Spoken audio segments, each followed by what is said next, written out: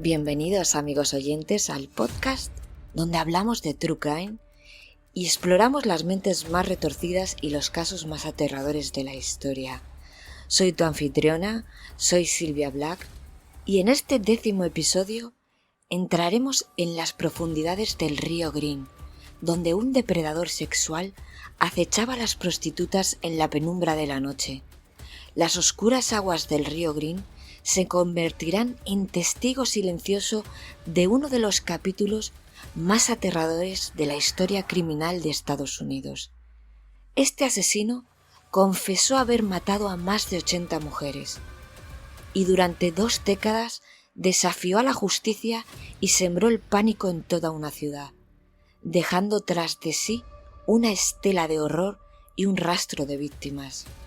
¿Preparados para acompañarme en este viaje aterrador a través de la mente de uno de los asesinos más prolíficos de la historia de Estados Unidos?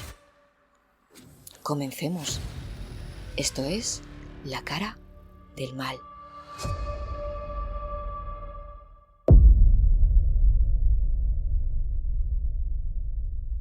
Antes de adentrarnos en este intrigante caso, dejadme un minuto para retroceder en el tiempo, una época en la que yo era más joven y mi interés por la historia y las biografías de los famosos me llevó a sintonizar el canal Historia. Aquel día la emisión estaba dedicada a un asesino en serie, el infame asesino del río Green. La historia que se desplegó ante mis ojos me dejó impactada. A pesar de sentir miedo, la curiosidad pudo más. Al concluir este perturbador caso y ver a este criminal, mi mente se llenó de preguntas y curiosidades sobre la psicología de los asesinos. Aunque las películas siempre me habían atraído los casos de asesinos, por ejemplo la película Seven, que es un peliculón, por cierto, no podía comprender cómo alguien podía llegar a ser tan cruel. Desde entonces nació en mí un profundo interés por el True Crime. Entonces este caso ya tocaba contarlo. Es realmente perturbador por la cantidad de crímenes y la eficacia del asesino, a pesar de la gran investigación que realizaron grandes detectives, que fue casi una misión imposible. Mujeres jóvenes, muchas de ellas desfavorecidas y marginadas, desaparecen en circunstancias misteriosas, sus vidas fueron truncadas sin piedad, arrojadas al río Green. Sus familias lloraban y sufrieron durante décadas. La comunidad temblaba de miedo mientras un asesino continuaba su reino de terror sin ser capturado.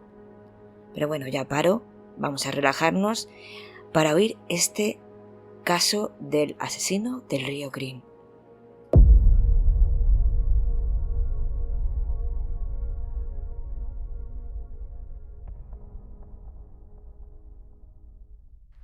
Nos trasladamos al río Green, ubicado en el estado de Washington, Seattle. El río Green, que cuenta con unos 105 kilómetros de longitud, fue el lugar escogido de nuestro asesino de hoy para deshacerse de sus víctimas. Un 15 de julio de 1982, 2 niños jugaban cerca del río. Hicieron un macabro descubrimiento. El cuerpo de una joven flotaba en la orilla. Cuando llegaron los investigadores a la escena del crimen, yacía el cuerpo de una joven, que más tarde se pudo identificar como Wendy Coffey, una prostituta de tan solo 16 años. La autopsia reveló que había sido estrangulada y violada el día 8 de julio. Un mes después, el 15 de agosto, otro cadáver emergió de nuevo a orillas del río Green. Se trataba de Deborah Lee, otra joven prostituta de 22 años, que también fue estrangulada y violada. 3 días después, un hombre que navegaba en su lancha hizo un escalofriante hallazgo. Lo que en un principio le pareció ver a 2 maniquís, eran 2 cuerpos flotando en las aguas del río.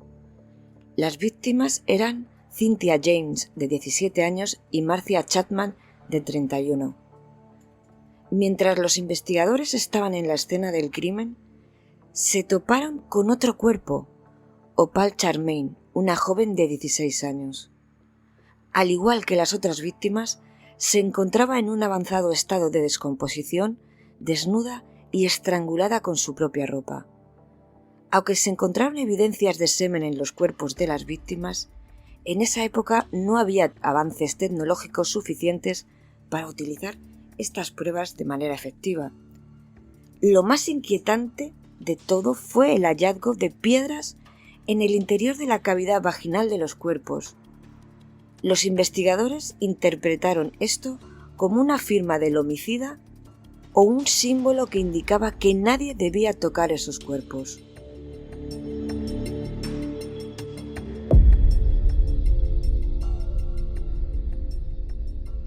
Los inspectores ya sabían que se enfrentaban a un peligroso asesino en serie y bastante eficaz. Sufrirían la presión de los medios y de la comunidad. La investigación pronto se vio en un callejón sin salida.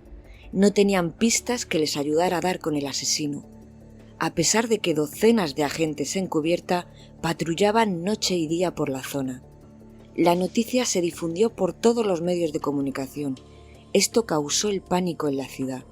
La policía estaba saturada de cientos de llamadas de los ciudadanos que creían sospechar de cualquier persona, de sus vecinos, de sus conocidos, incluso de mujeres que sospechaban de sus esposos. Interrogaron a muchos sujetos, pero ninguno parecía ser su hombre. Un equipo de investigadores encabezado por David Richard fue asignado a investigar y a encontrar al asesino.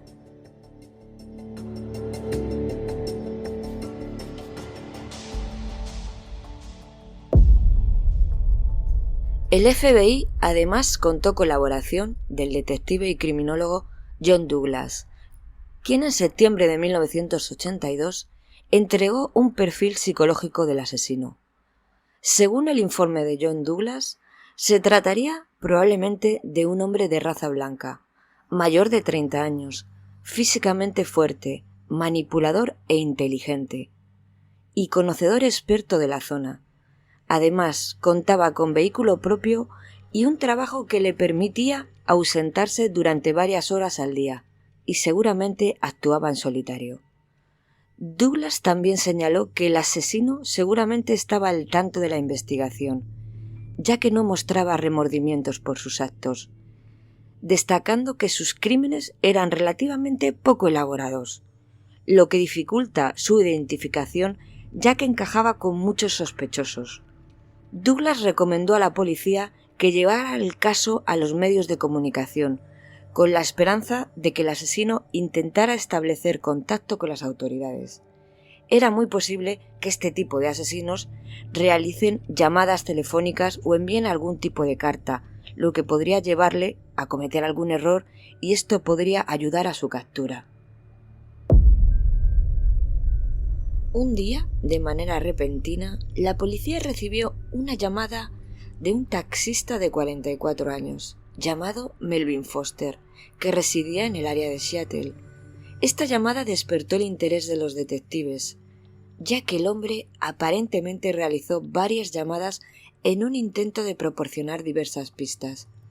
Foster afirmaba conocer a varias de las víctimas, ya que muchas de ellas habían utilizado sus servicios de taxi mientras él trabajaba en la zona.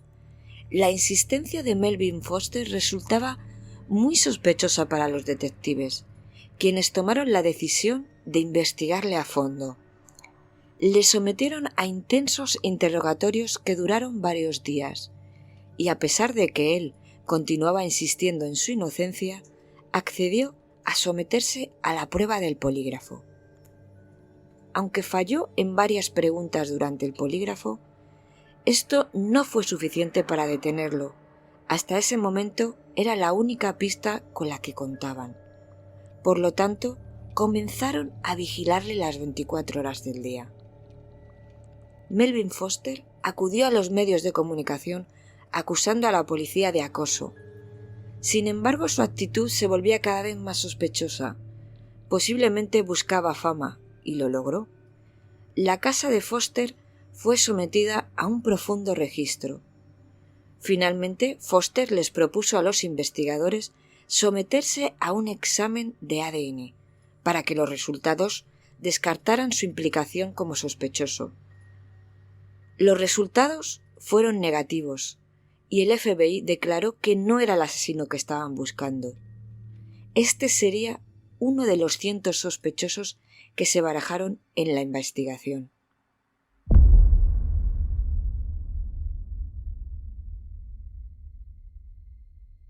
Un 25 de septiembre, un ciclista encontró un sexto cadáver a 3 kilómetros del aeropuerto, en una zona boscosa. La víctima era Giselle Ann Lovell, de 17 años. Lo extraño era que el cuerpo no fue hallado en el río Green. Esto a los investigadores les equivocó un poco, pero sabían que se trataba del mismo asesino. Fue estrangulada y violada al igual que las anteriores víctimas.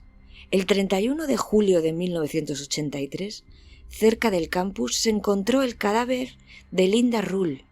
Sin embargo, este caso no coincidía con los anteriores, y los siguientes meses estuvieron llenos de incertidumbre. No aparecieron más cuerpos, y la policía pensó que el asesino podría estar en prisión, enfermo o incluso muerto. El FBI estaba desconcertado por el hecho de que un asesino de tal calibre dejara de matar de la noche a la mañana.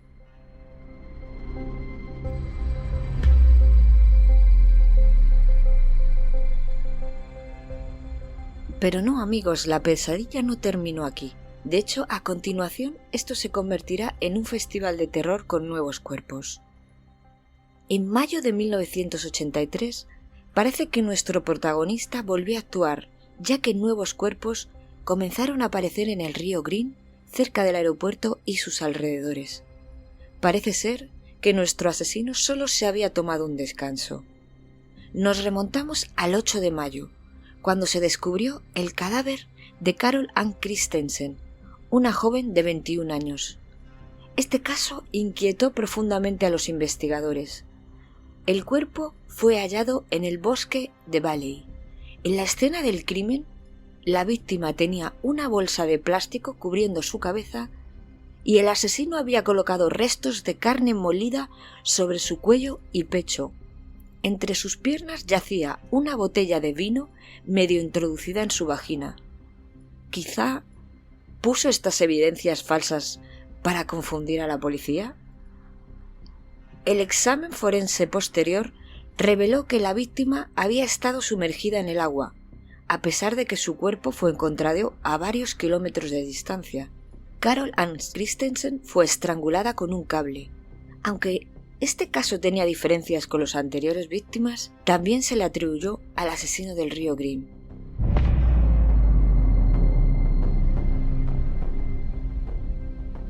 Empiezan a aparecer nuevos cuerpos. El 11 de agosto apareció el cuerpo de Sandra Summers, de 16 años. El 18 de septiembre otro cuerpo apareció, era Kate Matthews, de 23 años. El mes de octubre trajo consigo el hallazgo de 3 cuerpos más, los días 15, 27 y 29, correspondientes a Yvonne Santos y Constance, ambas de 19 años. La tercera víctima, Kelly Ware, de 22 años. Estas víctimas se encontraron en zonas boscosas y muy poco accesibles. El 13 de noviembre, Mary Bridge Mia, de 18 años y embarazada de 8 meses y medio, fue asesinada y violada. Había estado desaparecida desde 1982 y su cuerpo fue encontrado en una tumba poco profunda junto a una carretera, con su bebé aún en su vientre.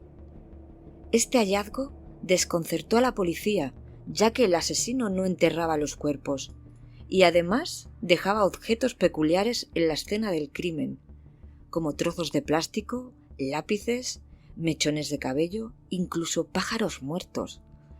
Todas estas pistas fueron almacenadas para futuros estudios con la esperanza de que pudieran ayudar a identificar al sospechoso.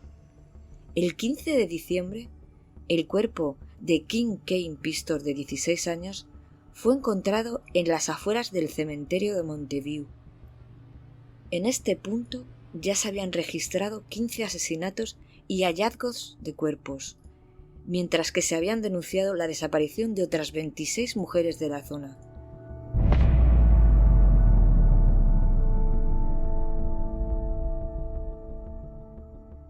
La investigación se tornaba cada día más difícil.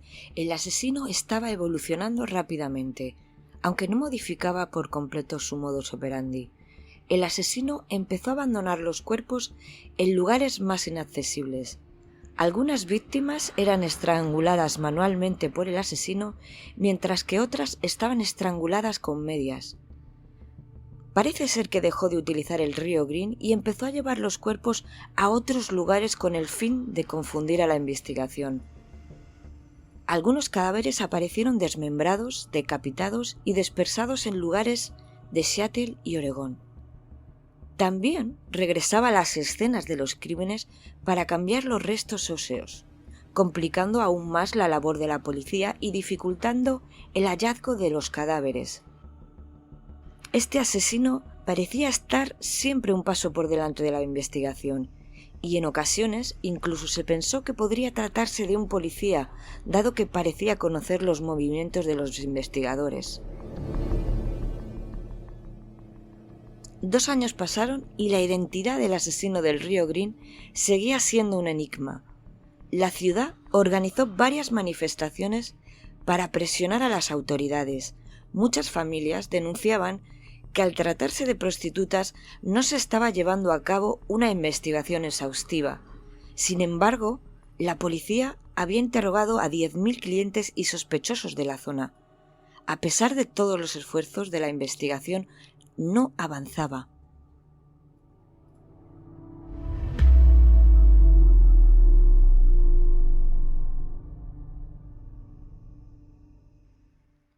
En enero de 1984 se formó el equipo especial de búsqueda Green River de unos 50 policías especializados y agentes del FBI, que pusieron todas sus fuerzas en dar caza al asesino.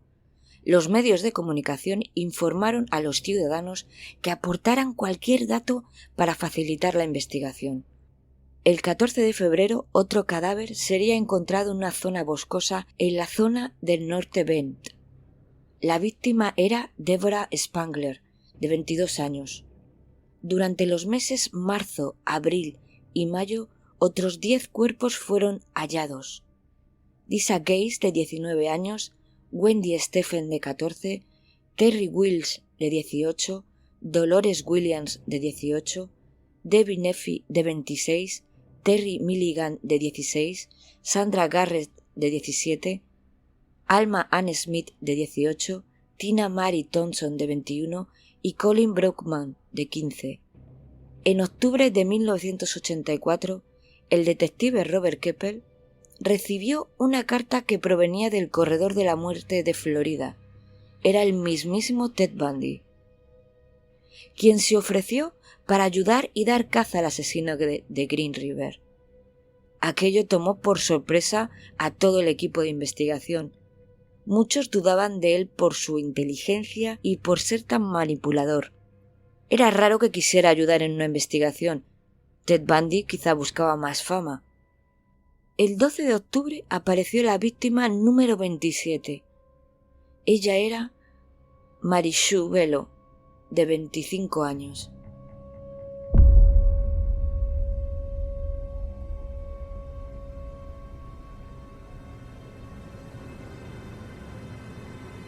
Los investigadores estaban devastados por no dar con el asesino. Ya en un acto de desesperación, decidieron hablar con Ted Bundy. El agente Kepler y Davis se reunieron con Bundy.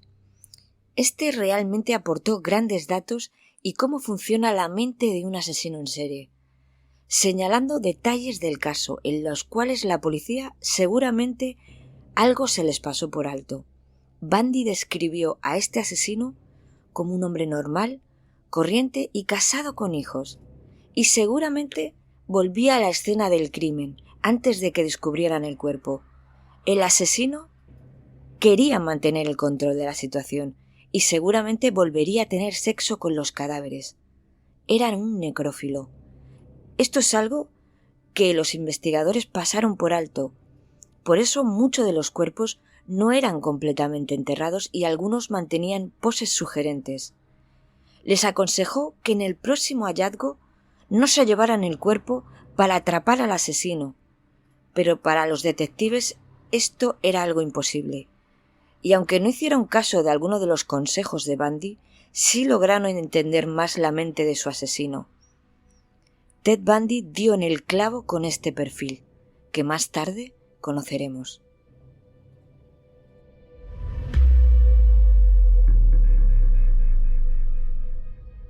En el mes de diciembre, las autoridades recibieron una llamada que cambiaría el rumbo de la investigación. Era Rebecca Garde, una prostituta que contó una interesante historia. En el año 82, mientras hacía autostop en la calle Pacific Highway, un tipo paró el coche y la invitó a subir. Pero durante la conversación destacó que muchas prostitutas temen ser descubiertas por la policía y generalmente les piden a los clientes que muestren su identificación. Este tipo le enseñó su cartera, donde ella se fijó en una foto de un niño y en una tarjeta de una empresa llamada Kenworth Company. Se trataba de una fábrica de camiones local. Confiada porque el sujeto tenía pinta de ser un padre de familia, subió al coche. Se dirigieron a un parque oscuro muy apartado. Al bajar del vehículo, el sujeto por detrás le intentó estrangular, pero Rebecca, con gran fuerza, pudo escapar. Por miedo a su trabajo y adicción a las drogas, no le denunció. Pero después de 2 años siguiendo el caso por los medios de comunicación, decidió dar el paso. Rebecca, ya en comisaría, le enseñaron cientos de fotos de sospechosos. Rebecca lo reconoció al instante. Se trataba de Gary Ringway, un sujeto de 35 años. La policía pudo comprobar que trabajaba como pintor de camiones en Kenworth Company. De hecho, no era la primera vez que los agentes escuchaban este nombre, ya que lo detuvieron años atrás contratando los servicios de una prostituta.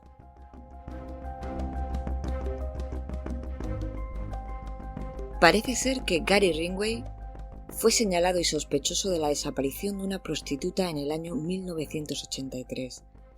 Gary Ringway conducía por la zona de Washington a 25 kilómetros del sur de Seattle. Vio a una joven prostituta y paró para tener relaciones sexuales con ella. La joven accedió y subió a su camioneta, pero en este caso su proxeneta les siguió.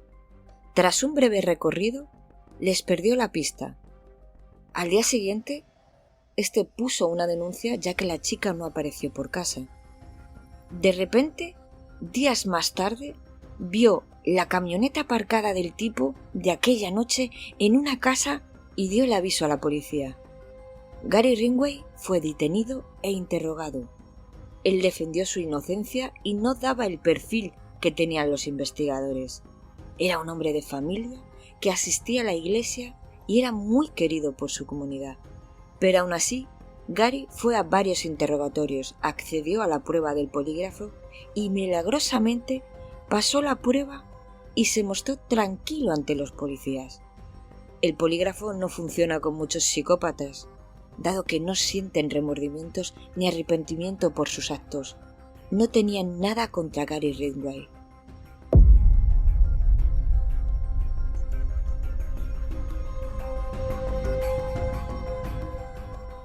Entre 1985 y 1986, otros 9 asesinatos serían asociados al asesino del río Green.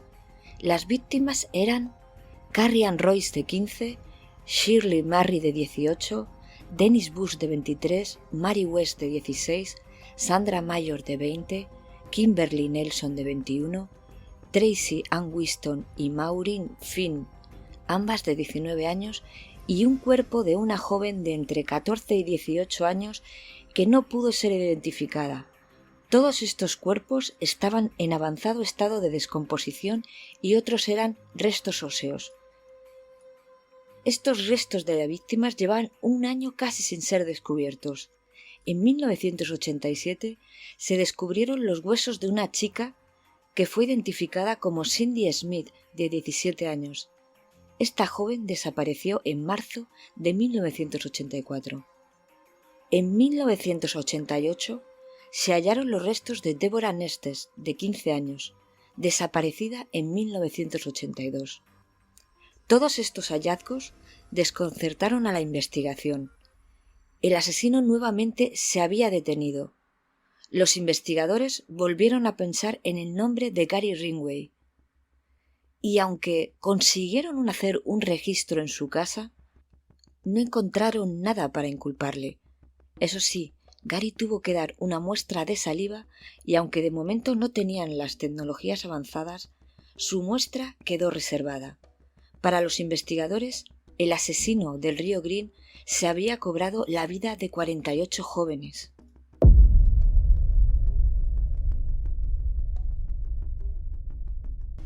El 7 de diciembre de 1988, un canal de televisión muy famoso llamado Manhunt Line fue como último recurso para resolver el caso.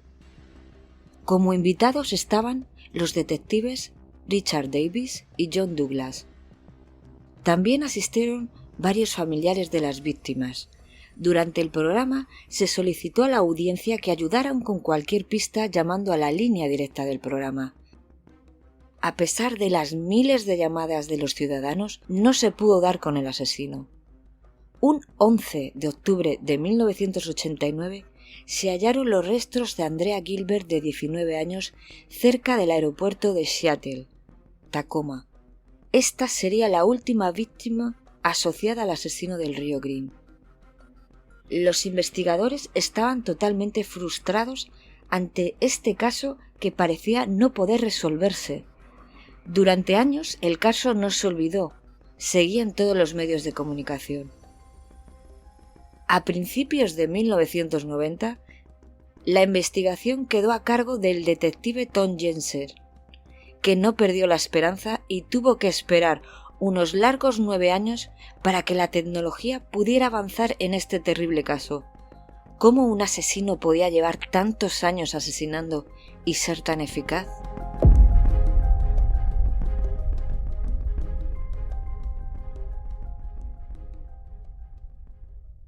Gary Leon Ridgway, durante años asesinando sin piedad y siendo tan eficaz como hemos escuchado a lo largo de la historia. Por fin la policía pudo detenerle. Más tarde os contaré cómo fue la detención. Ahora me gustaría contaros un poco de su infancia, adolescencia y su vida. Gary nació el 18 de febrero de 1949 en Salt Lake City, Utah, aunque creció en SeaTac, Washington. Era hijo de Thomas Newton y Mary Steinman. Era el segundo de 3 hermanos. Su padre trabajaba como conductor de autobuses y no le gustaba nada ver a prostitutas en la carretera. Aquellos comentarios tan despectivos hicieron mella en el pequeño Gary, que con el paso de los años desarrolló una enfermiza obsesión. Mary era muy estricta con toda la familia, pero sentía verdadera obsesión por el pequeño Gary. El miedo llegó a tal punto que el pequeño sufrió de incontinencia urinaria durante su infancia. Por las mañanas, cuando su madre Mary veía que Gary se había orinado por la noche en la cama, le ridiculizaba delante de otras personas. Eso traumatizó a Gary. Mary maltrataba física y psicológicamente tanto a Gary que incluso ella misma bañaba a Gary siendo adolescente. Más tarde, Gary confesó que vio a su madre a través de la bata desnuda y tuvo una erección. Mary le dio una paliza por aquello. Todo aquello en Gary provocó como un amor-odio conocido como el síndrome de Edipo. Le llevó a sentir cierto deseo hacia su madre. En ese momento empezó a odiar a su madre con todas sus fuerzas. Aquella rabia y frustración empezó a desarrollar un odio contra su madre y Gary empezó a descargar su ira contra los animales, torturándoles y viendo disfrutar cómo sufrían y verlos morir. También disparaba a pájaros con una pistola de aire comprimido.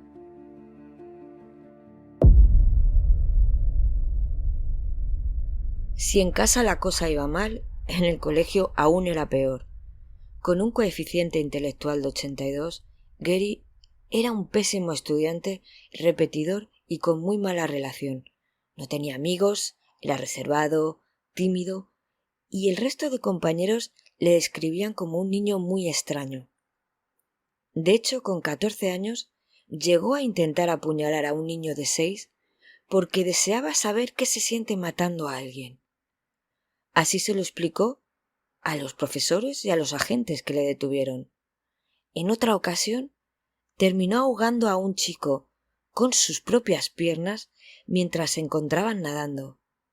Ambos sucesos se pasaron por alto por ser tan solo niños. Si ya apuntaban maneras, ¿qué clase de profesionales no ponen atención en un chico de 14 años con ganas de matar? Es profundamente inquietante cuando observamos a un niño que muestra signos alarmantes de violencia, como maltrato a animales o intentos de hacer daño a otros. En situaciones tan delicadas, es fundamental que las autoridades como la policía y los profesionales de salud intervengan de manera inmediata y efectiva. También estamos hablando de una época en la que no tenían ni los medios ni los conocimientos que tenemos hoy en día. Deberíamos trabajar juntos para garantizar un entorno seguro y saludable para todos los niños, donde puedan crecer sin recurrir a la violencia y recibir la atención que necesitan cuando muestran comportamientos preocupantes. La prevención y la intervención temprana son claves para evitar que los problemas de violencia en la infancia se perpetúen o empeoren en el futuro.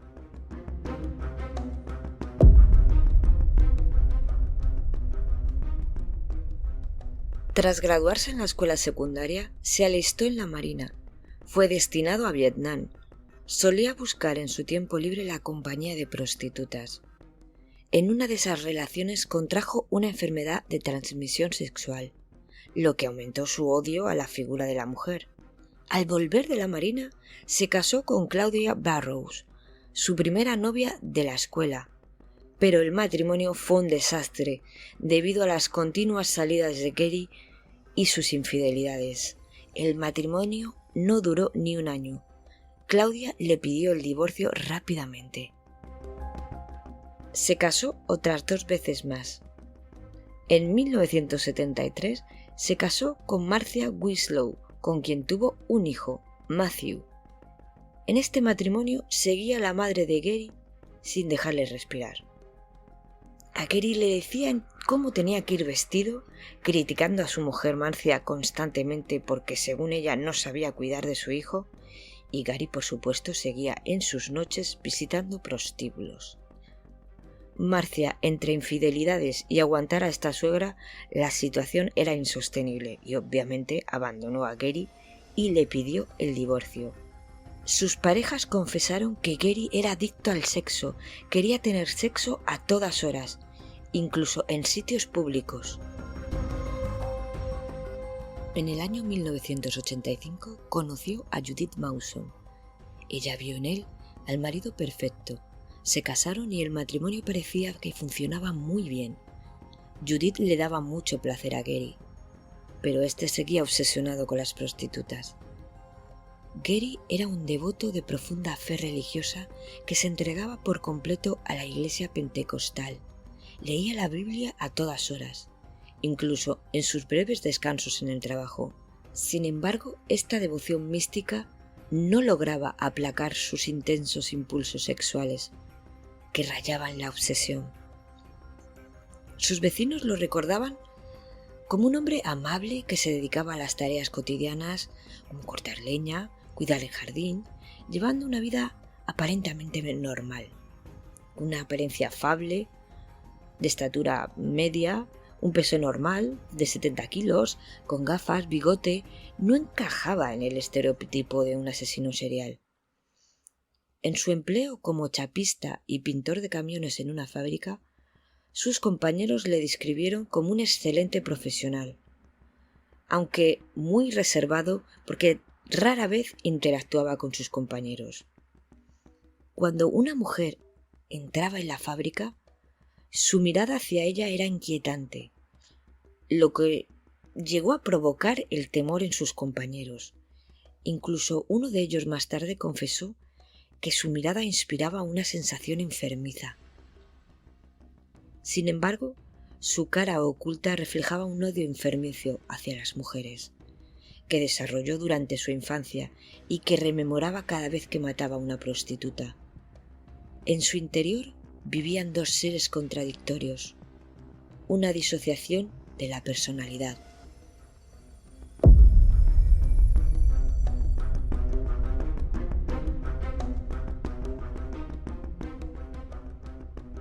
En el año 2001, por fin, los avances tecnológicos permiten un estudio más exacto de las pruebas.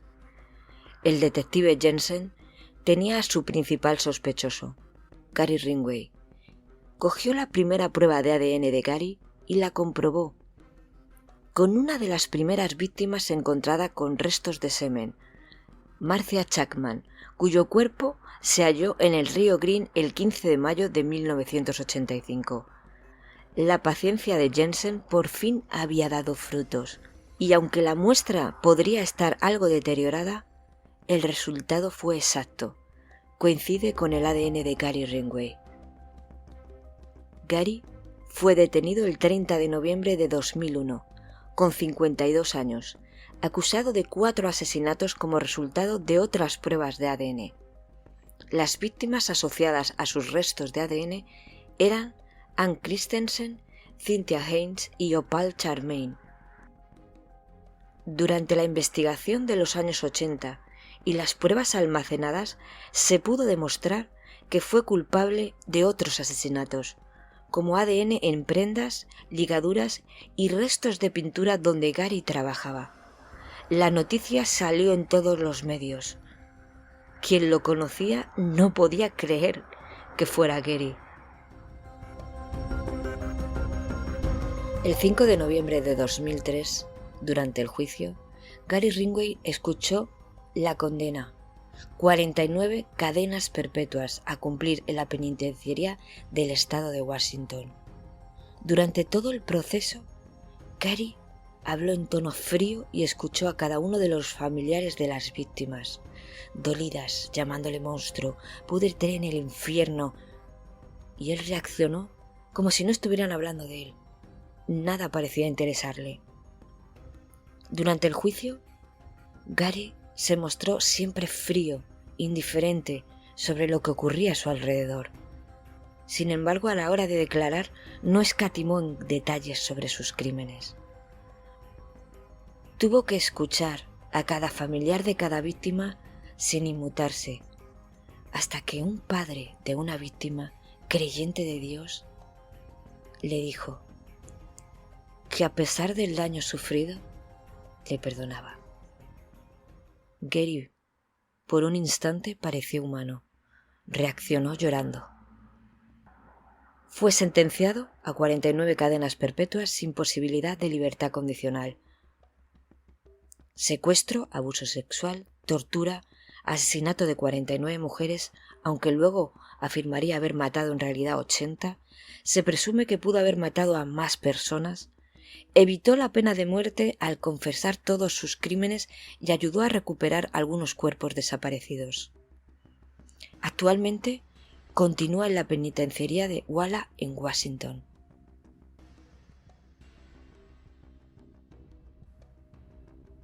Y aquí termina este caso. Si os ha gustado el episodio, darle al me gusta y dejar un comentario. También, si os apetece que investigue algún caso en concreto o algún personaje en particular, no dudéis en decírmelo. Y si os gusta mucho La cara del mal, también tenéis la opción de apoyarme. Ahora, para terminar, y como os contaba al principio del episodio, os dejo unos fragmentos de la entrevista a Gary Ringway del documental del canal Historia, que en su día me impactaron. Aquí me despido, amigos, gracias por estar ahí y os espero en mi próximo episodio de La cara del mal.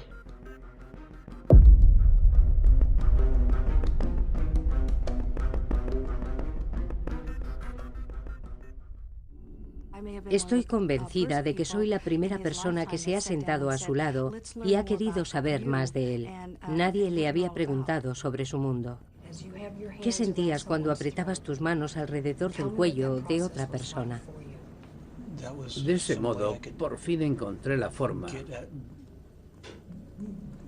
de vengarme de las mujeres. Intentaba servirme, sobre todo, de su narcisismo y de su arrogancia. Me miraban e intentaban detenerme. No, por favor. Pero yo seguía ahogándolas. No podía dejar que se escaparan. Alguna de ellas me habría entregado a las autoridades y ya no habría podido seguir matando. No puedo explicarlo. No sé lo que pasa por mi cabeza. A veces la rabia me consume y tengo que dejarla salir. Cuando una persona comete un asesinato, regresa a su casa y no sabe qué hacer ni dónde meterse. Ese no era tu caso, ¿verdad? No, cuando llegaba a casa estaba relajado y me sentaba a tomarme una cerveza. Wendy Lee Caulfield. Guilty. Sacaba mi carné de identidad y siempre tenía cuidado de tapar mi nombre con el dedo. También llevaba fotografías de mi hijo y me aseguraba de que aquellas mujeres las viesen.